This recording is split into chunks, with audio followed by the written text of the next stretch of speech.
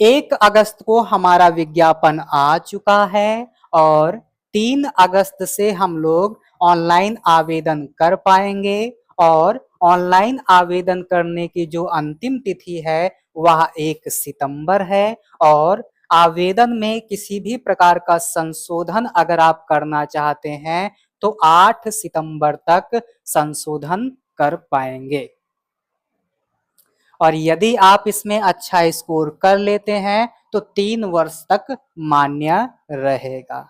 और अगर आप ऑनलाइन आवेदन करना चाहते हैं तो सबसे पहले आपको ओटीआर करना पड़ेगा। बिना ओटीआर के आप आवेदन नहीं कर पाएंगे। तो इसीलिए यूपी ट्रिपल एससी आयोग के वेबसाइट पर जाइए और वहां निःशुल्क तरीके से अपना ओटीआर कंप्लीट कर लीजिए। कुछ बच्चों का डाउट रहता है कि पेपर कब होगा, तो बच्चे पेपर आपका अक्टूबर में हर हाल में हो जाएगा। तो समय आपके पास बहुत ही कम है, जल्दी से जल्दी आप अपनी तैयारी को शानदार बनाइए।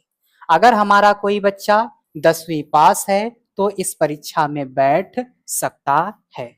अगर कोई जनरल वाला बच्चा है या ईडब्ल्यूएस वाला बच्चा है तो वह 18 से 40 वर्ष की आयु तक इस परीक्षा में बैठ सकता है। ओबीसी, एससी और एसटी वाला है तो उसको 5 वर्ष की छूट मिल जाती है, तो वह 18 से 45 वर्ष की आयु तक इस परीक्षा में बैठ सकता है। अगर हमारे कोई दिव्यांग भाईजन है तो उनको 15 वर्ष की छूट मिल जाती है। ऐसे में 18 से 55 वर्ष की आयु तक ये लोग इस परीक्षा में बैठ सकते हैं। आवेदन शुल्क की अगर हम बात करें तो जनरल और ओबीसी के लिए 185 रुपए है, एससी एसटी के लिए 95 रुपए और जो हमारे दिव्यांग भाईजन हैं उनको केवल 25 रुपए देना होगा। अगर हम प्रश्नों की बात करें तो इसमें 100 क्वेश्चन रहेंगे। समय आपको 2 घंटे दिया जाएगा और आपका पूर्णांक भी 100 अंकों का रहेगा। 1/4 की नेगेटिव मार्किंग भी रहेगी, इसका ध्यान आप सभी को देना है। अगर हम इसमें विषयों की बात करें तो भैया आपसे इतिहास पूछा जाएगा। इतिहास में आपसे कहा जाएगा कि भारतीय इतिहास पढ़ के आओ। जब आप भारतीय इतिहास पढ़ोगे तो आपको 5 अंक मिल जाएगा और इन्होंने बढ़िया तरीके से बता रखा है कि भाई ये टॉपिक है, इसी इतने को पढ़ के आना। और इस परीक्षा की खास बात यही है कि ये जितना सिलेबस दिए हैं उसी में से पूछते हैं, उतने में से पूछते हैं, बाहर से कुछ भी ज्यादा नहीं पूछते हैं। यह बहुत अच्छी बात है इनकी। तो भैया भारतीय इतिहास में आपको सिंधु घाटी सभ्यता पढ़ना है, वैदिक सभ्यता पढ़ना है, बौद्ध धर्म में आपको गौतम बुद्ध के बारे में जानना है, जैन धर्म में आपको महावीर स्वामी के बारे में जानना है, मौर्य वंश में आपको सम्राट अशोक के बारे में पढ़ना है, गुप्त वंश में आपको समुद्रगुप्त और चंद्रगुप्त द्वितीय के बारे में पढ़ना है, हर्षवर्धन के बारे में पढ़ना है, राजपूत काल पढ़ना है, सल्तनत काल पढ़ना है, मुगल साम्राज्य पढ़ना है, मराठा साम्राज्य पढ़ना है, ब्रिटिश राज्य का अभ्युदय एवं प्रथम स्वतंत्रता संग्राम पढ़ना है, ब्रिटिश राज का सामाजिक आर्थिक प्रभाव भी आपको पढ़ना है। और आप सभी घबराइएगा मत, मैं महामैराथन के जरिए कुछ चर्चाएं आपको दे दूंगा, उसी से आपका काम बन जाएगा। और अगर यकीन ना हो तो इसी मंच पर हमने पिछले पिट में एक लेक्चर दिया था और उसी लेक्चर से सारे के सारे क्वेश्चन आए थे, उसकी वीडियो भी पड़ी होगी। बहुत सारे लोगों ने उसका क्लिप काट के भी अपने अपने चैनलों पर प्रस्तुत किया था, आप जाके देख लीजिएगा, फिर उसके बाद पढ़िएगा, फिर उसके बाद हम पर विश्वास करिएगा। इस संस्था का हमेशा से यही उद्देश्य रहता है कि अगर आपको इतना भी पढ़ाया जाए तो उसके बारे में पूरा प्रॉपर प्रामाणिक स्रोत दिया जाए ताकि आप विश्वास करो उसके बाद आओ। फिर बच्चा भारतीय राष्ट्रीय आंदोलन आपसे पूछा जाएगा, इसके लिए भी आपको 5 अंक मिलेंगे और इसमें आप पढ़ोगे स्वाधीनता आंदोलन के प्रारंभिक वर्ष, स्वदेशी तथा सविनय अवज्ञा आंदोलन, जिसमें आप महात्मा गांधी को पढ़ोगे तथा अन्य नेताओं की भूमिका को समझोगे। फिर आपको क्रांतिकारी आंदोलन पढ़ना है, उग्र राष्ट्रवाद का उदय पढ़ना है, विधायी संशोधन, British east India company 1935, Bharat छोड़ो आंदोलन, आजाद हिंद फौज और नेताजी सुभाष चंद्र बोस के बारे में जानना है। फिर आपसे कहा जाएगा भूगोल पढ़ के आओ। भूगोल के लिए भी 5 अंक मिलेगा, जिसमें आपको भारत एवं विश्व का भौतिक भूगोल पढ़ना है, नदियां पढ़ना है, नदियों की घाटी पढ़ना है, भूजल संसाधन पढ़ना है, पर्वत पहाड़ हिमनद पढ़ना है, मरुस्थल शुष्क क्षेत्र और वन पढ़ना है। फिर आपको खनिज संसाधन पढ़ना है और इसे आप भारत के संदर्भ में पढ़ोगे विशेष रूप से। फिर भारत एवं विश्व का राजनैतिक भूगोल पढ़ना है, जलवायु विज्ञान पढ़ना है, मौसम विज्ञान पढ़ना है, टाइम जोन पढ़ना है और जनसांख्यिकी तथा प्रवास पढ़ना है।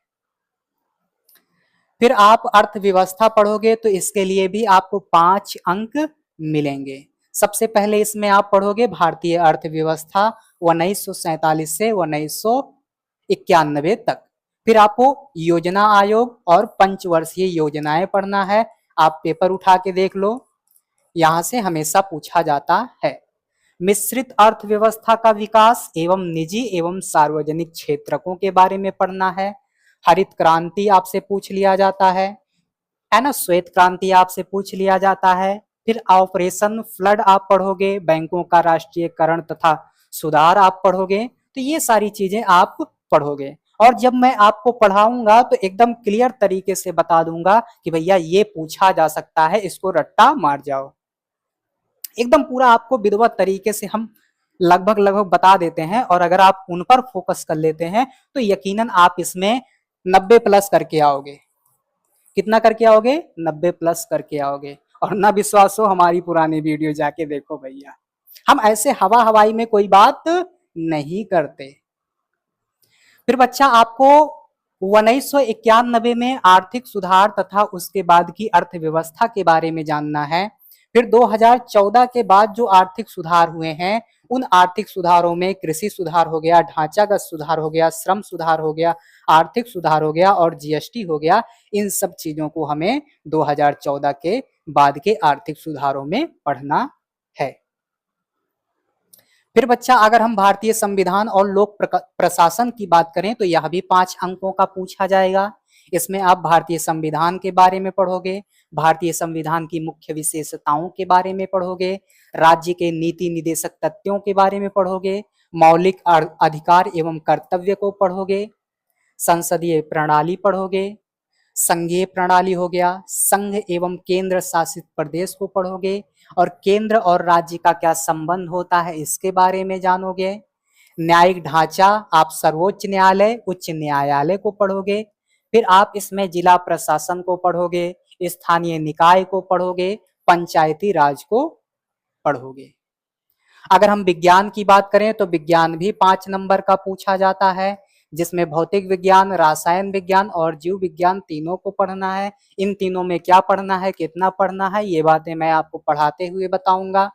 फिर आपसे प्रारंभिक अंक गणित पूछी जाएगी जो कि 5 नंबरों की पूछी जाएगी। इसमें आपको पूर्ण संख्या, भिन्न तथा दशमलव, प्रतिशतता, साधारण अंक गणितीय समीकरण, वर्ग एवं वर्गमूल, घातांक एवं घात, औसत को पढ़ना है।